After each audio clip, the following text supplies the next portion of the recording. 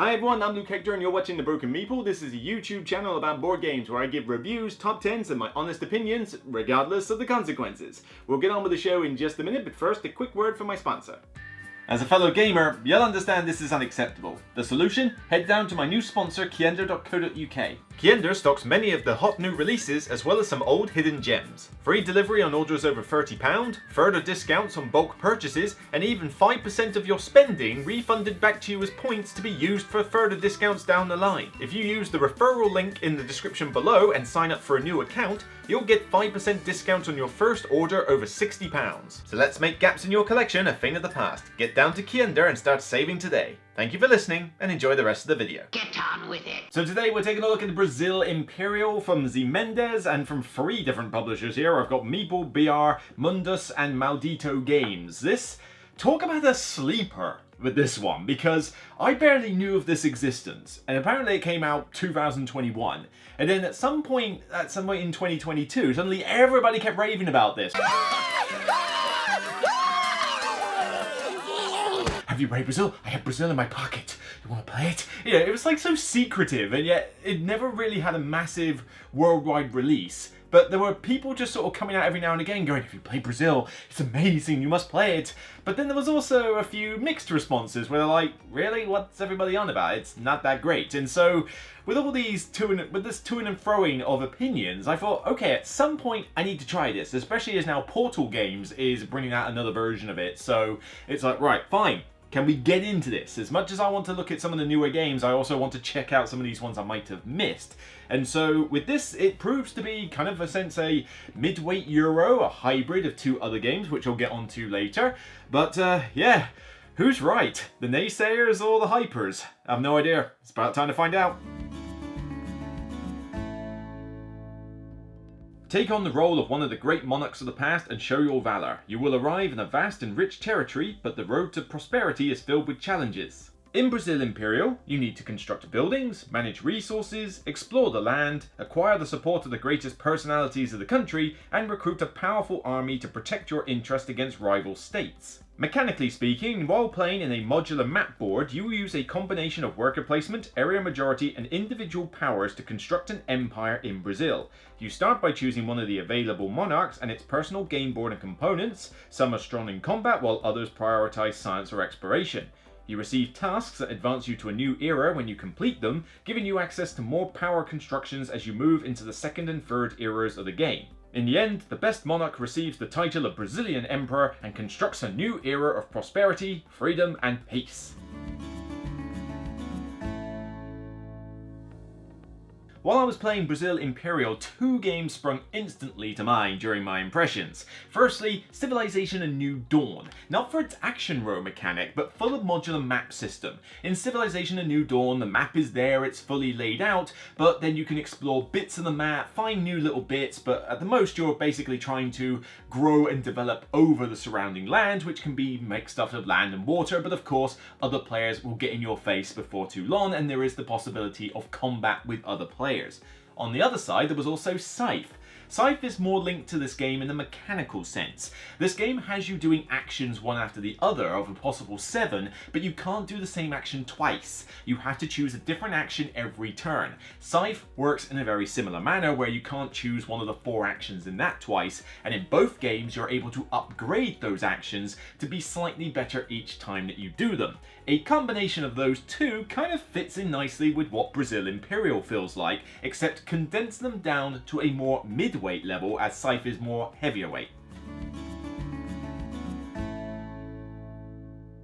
It's good to see that from a fairly unknown publisher, or at least fairly unknown to me, that Brazil Imperial certainly wins a few points in the aesthetics department. Here you've got player boards, you've got map tiles of varying different types, you've got your player powers, you've got even more tiles for exploration, you've got wooden components as well as wooden tiles for your various buildings, you've got a decent amount of player pieces for each person, some cards, and some really beautiful looking artwork. Now, I do say beautiful looking artwork. I don't think it's stellar artwork, because the people that are on this are hit and miss.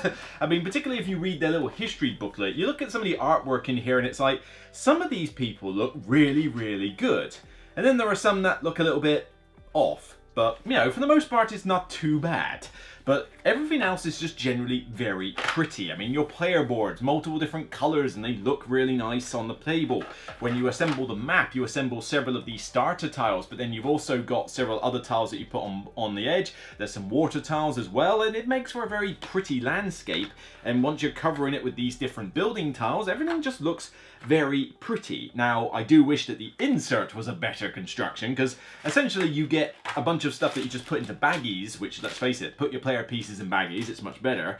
But then you get this weird, very flimsy, bendy insert in here with a lid that you're supposed to put the tiles and the resources in. Okay, partially good, but then you actually try and use it practically, because the building tiles are double-sided, not a big problem. You can easily get out a building tile, that's not a problem.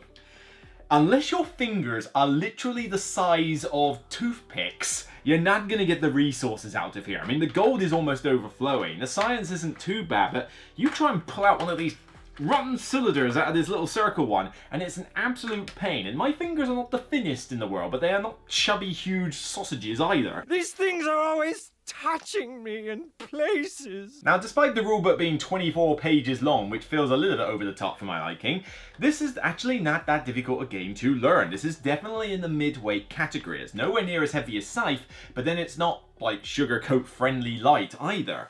But the rules in here are written, for the most part, pretty clearly, and as you go through it, the setup is nice and clear with pictorial representations. There's a lot of different segments for how the actions work, how movement works, what the buildings do, what assets and resources are what, and it does a pretty good job of separating the stuff out, although you tend to learn about how the turn sequences work before you actually get into what half of these things are on the board. I mean, you've got a double page spread here for paintings, and then after that you've got gold cards, exploration tiles, the monarch powers, the military units, how combat works. It's not too difficult to understand the rules, but the layout is a little bit disjointed. Like, there's a few bits here that should be at the back and these should be at the front and that. I feel like maybe just a quick glance over from a rulebooks editor could have probably fixed some of these issues, but it's not like the game is impossible to play. I was actually very surprised at how easily I managed to absorb the rules, having played a bunch of these games before, and then when it came to teaching the game, it was actually a pretty quick teach. It didn't take long to explain how most of these actions worked, as well as the idea that every time you take stuff off you get points. You've got the references for what requirements are for the buildings on top of your player board, which is always good. A lot of the iconography is relatively intuitive for how it works. It's not a difficult game at all to learn, so plus point. I was expecting this to be a lot more fiddly than it actually was. Now, I mentioned Scythe earlier, and mechanically this does bear a little bit of resemblance to it. The 7 actions that you have on your player board, you have to alternate different ones, and it's a cool little puzzle trying to figure out which order to do them in, but also what actions you're going to focus on. This isn't really a game that rewards you greatly for doing diversification, although more on that in a little bit later, but certainly, if you want to spam the same 2 actions all the time, you can do that, just going back and forth, back and forth. You know, I just want nothing but paintings and I want to do buildings. Well, that's it.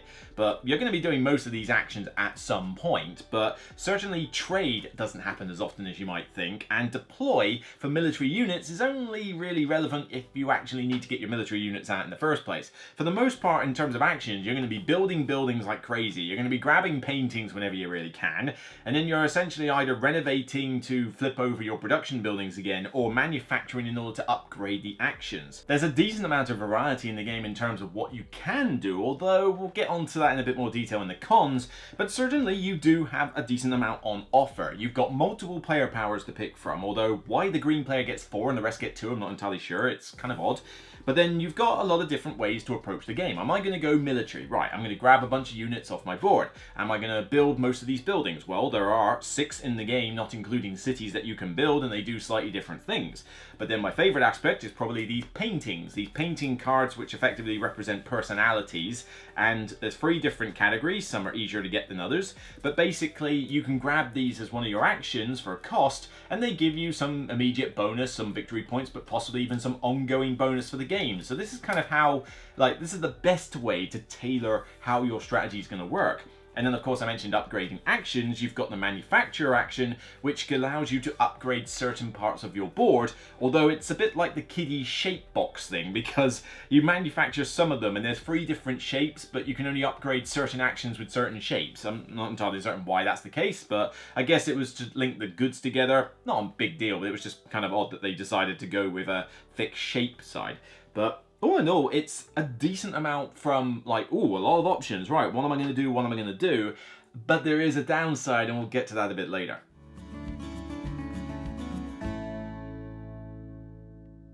The combat in this game is pretty non-existent for the most part. If you played Scythe and you thought that combat was like, oh, it's just something I'll do every now and again, or it doesn't really happen despite the fact you got these giant mechs everywhere, here, it's basically a blue moon. It barely happens. You have 5 military units that you can put on the board. Some of them are better at fighting than others, but in order to fight another player, you have to basically march all the way over to where they are in their base, which, you know, takes a while if you haven't got the movement to go with it. But then all you basically do is fight them off in a very basic deterministic combat fashion of compare the strengths, play some face down combat cards and see what happens, and then you kick them back to their board, which they've then got to redeploy, at least thankfully not for an extra cost, and all you're really getting from it is possibly holding one of their locations and letting it count for your thing, maybe get some resources. But frankly, if the opponent's intelligent enough, they should be leaving a defense in such places of their own units, or just making certain that the resources that get spent are on the ones that are furthest away from their capital, not the ones that are nearest.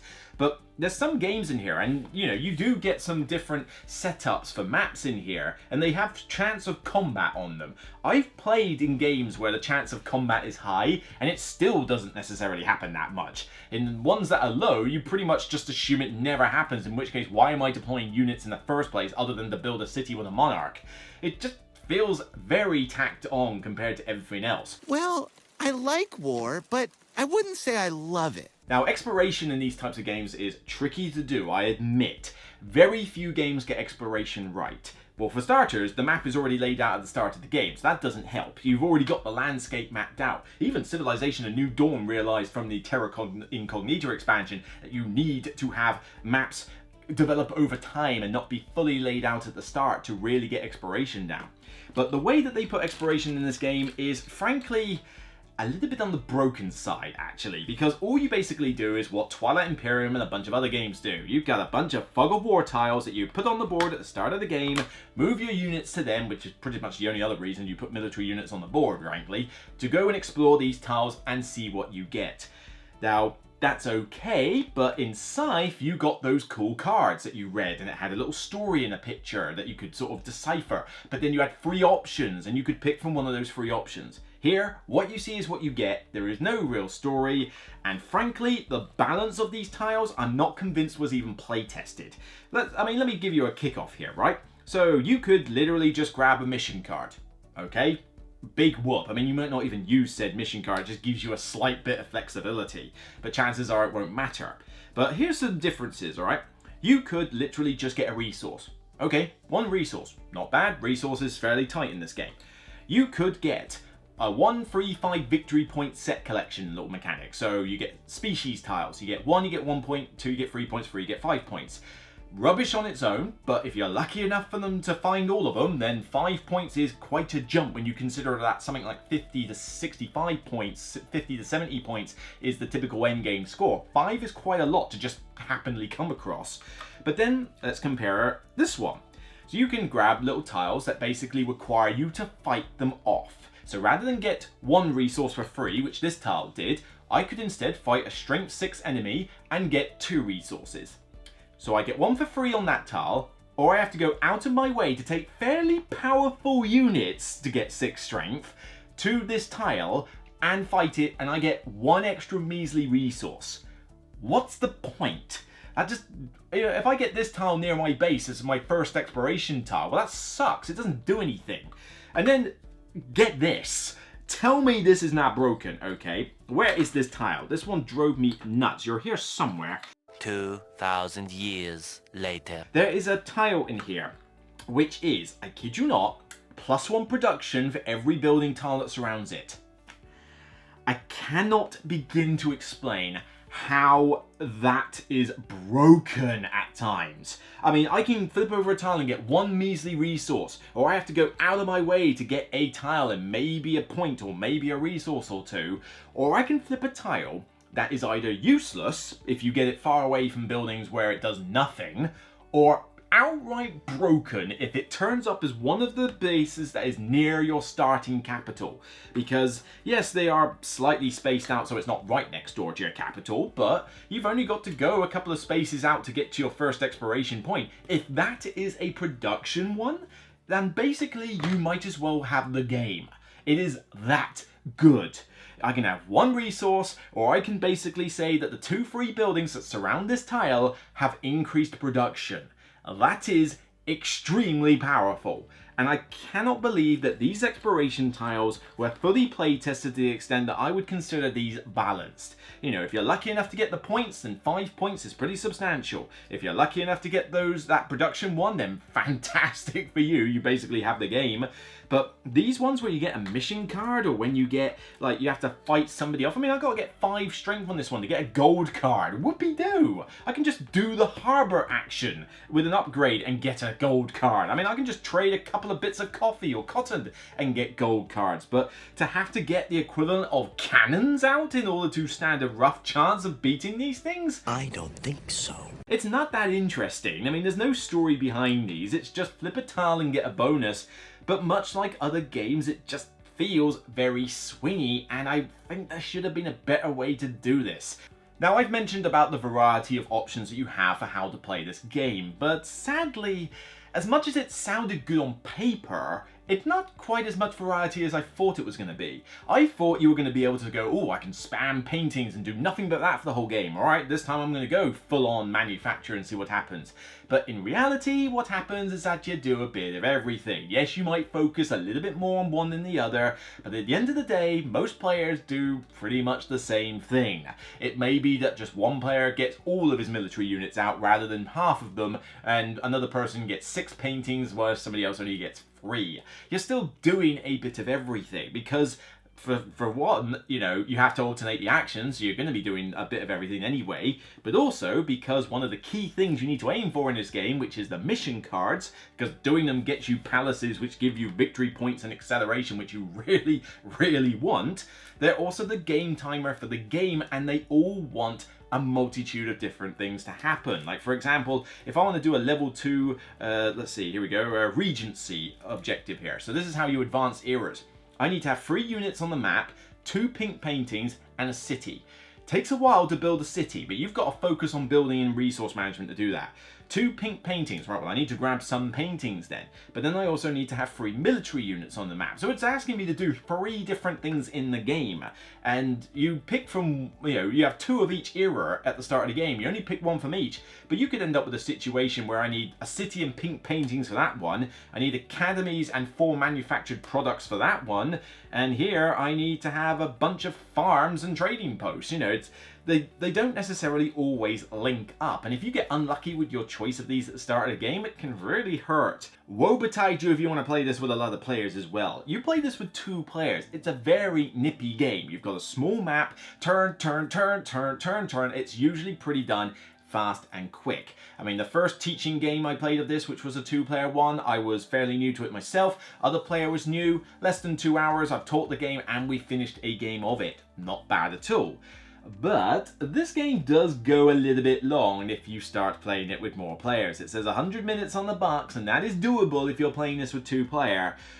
Oh yeah, if you play this with more players though, this can easily go beyond 2 hours, and it will probably even head towards the 2.5 to 3 hour mark if you're not careful, or if you've got AP players, which can happen in this game because you have to be efficient with these actions.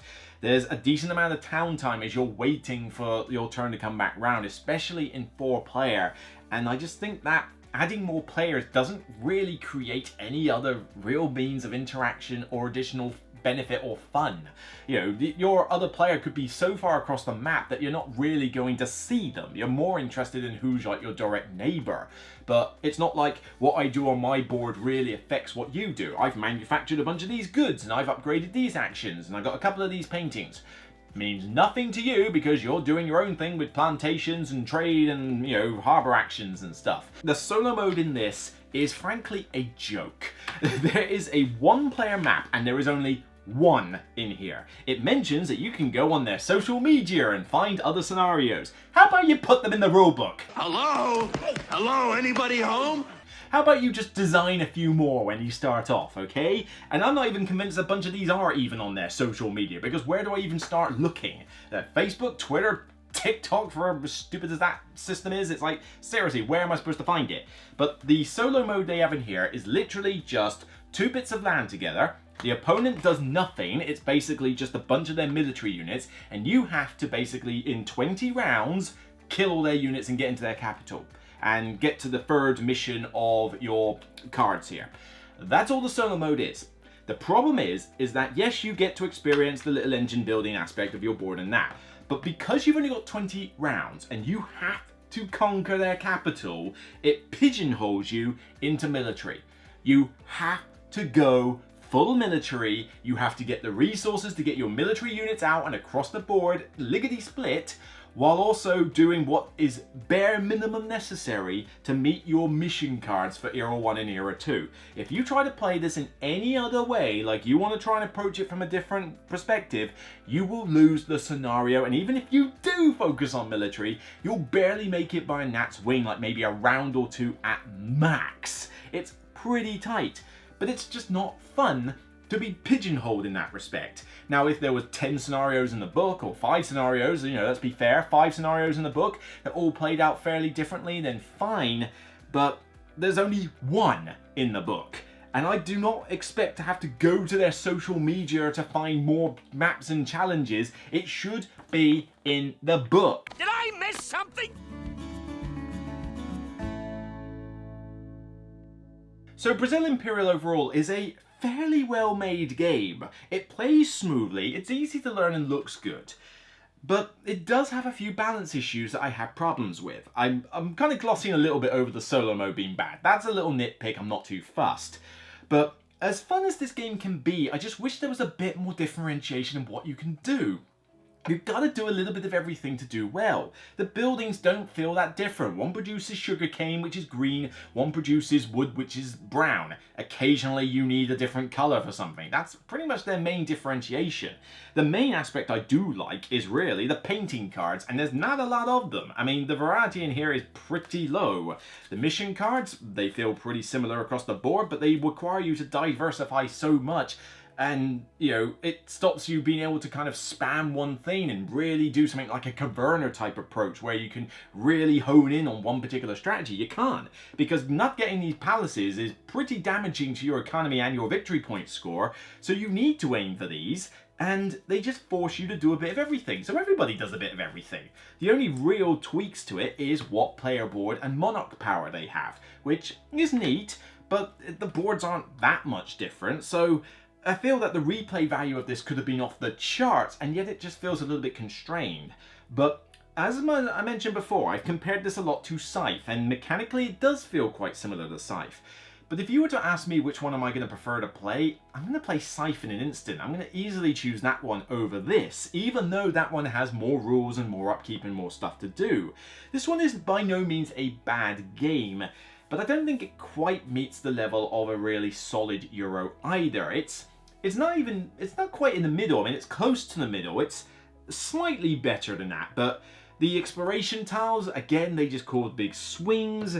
The differentiation I've already mentioned, but the main feeling is that as I'm playing this, it feels a little hollow. Like, it's smooth and the machine is turning, but what the machine is doing is not engaging me quite as much as I would like, or it's not bringing me back for multiple plays once I've exhausted a couple of things in it. The map layouts don't really change the situation much. Combat feels like a tacked on element because it's done so rarely, other than going after these little tiles, which, as I say, if you get the production one, you basically win the game. Really, it's the painting cards, and there's just not enough of them to keep me that interested in future plays. I mean, these decks needed to be at least twice the size that they are now. Really give me variety on these, and as such, you're going to see these rinse and repeat on a regular basis. So the game is still fine, but I can't really give it a seal of endorsement. I'm going to give this one a 6 out of 10. It's not bad. I don't even consider it to be average. I think it's above average. You know, it's got smooth rules once you get over the layout of the book. It looks nice, and it does play decently enough if you cap the player count, that is. Like, really keep it to 2 players, 3 absolute max. Do not even bother with this at 4. There's no point. There's just I feel like this needed an extra year in the oven, in a sense. You know, this came out in 2021, and I only heard about it in the end of 22. I wish it came out in 22, because by then it would have had that extra year to stew in the oven and maybe just develop it a little bit more to elevate it to that 7, 8, possibly even further rating. But for me, it's fine. I'm glad I finally tried it, but I'm not getting the sense of it being one of the best games of 2021. I can see people liking this more than me, and, you know, believe me, I've had some feedback on that sense already.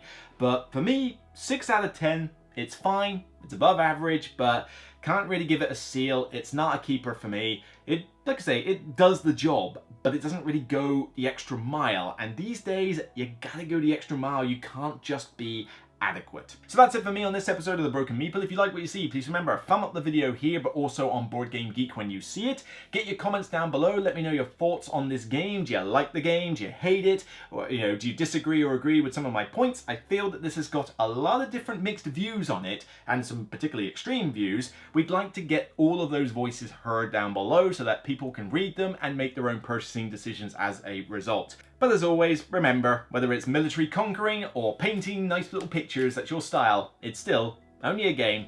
Bye for now, everyone.